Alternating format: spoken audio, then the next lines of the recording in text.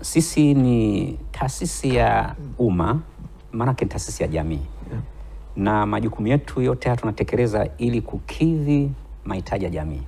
Kwa tunaangalia ombwe lililopo katika jamii katika swala la maarifa na ujuzi.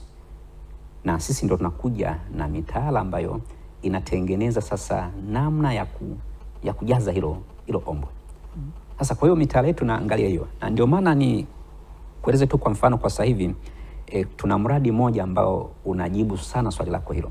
Kuna mradi unaitwa mpango wa elimu changamani kwa vijana walio nje ya shule, au kwa Kiswahili, kwa Kiingereza inaitwa Integrated Program for Out of School Adolescents, maarufu inaitwa IPOSA. IPOSA kama ilivyoandikwa hivyo. Sasa hii IPOSA ina mambo ya msingi manne ambayo katika kuandaa hii program tukaona kwamba huyu kijana aliyekosa fursa katika mfumo rasmi anahitaji kupata jambo mojawapo au yote katika haya manne na kwenda kuyataja sasa. Jambo la kwanza, inawezekana alipitwa na fursa ya kujiunga na shule, kwa hakwenda kabisa, kwa hata zile stadi za kusoma, kuandika na kuhesabu hanazo. Kwa hii IPOSA inawawezesha moja, kupata stadi za kusoma, kuandika na kuhesabu kama hanazo. Lakini jambo la pili, hii programu inawaandaa kupata stadi za maisha, life skills. Sababu wakati mwingine mtu anashindwa kujiendeleza au anashinda kuwa na mchango katika maendeleo kwa sababu tu alichokosa ni stadi za maisha.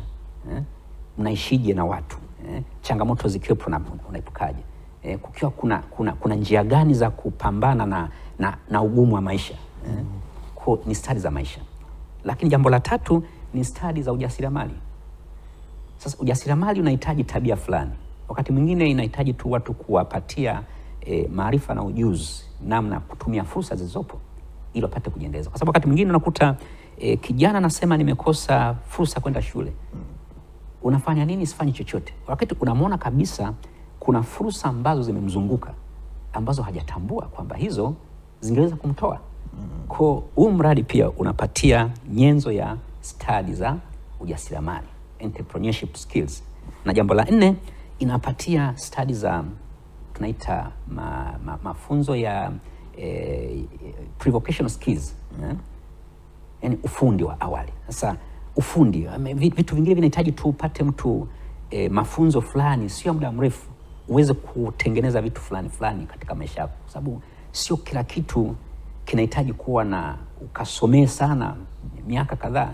Vingine inahitaji tu kozi za miezi mitatu, miezi sita, unakuta mtu anapata ujuzi wa kumfanya awe na survive.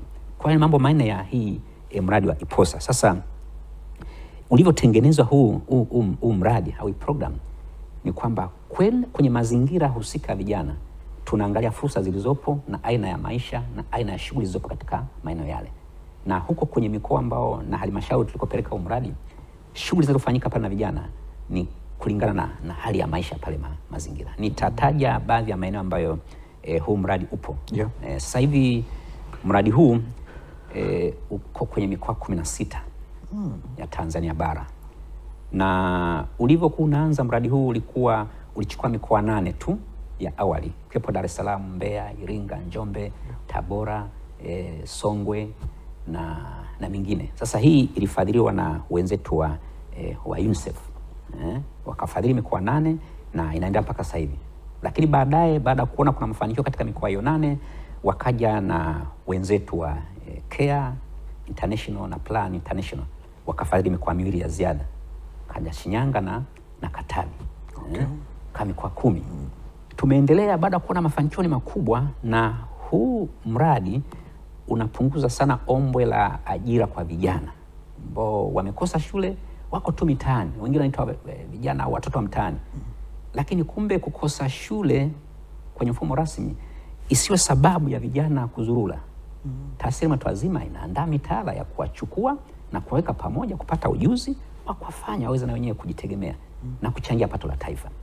Sasa baada ya mafanikio makubwa, wakaja tena wenzetu wa serikali ya Korea Kusini kupitia shirika linaloitwa KOICA, wakafadhili mikoa 6 nyongeza.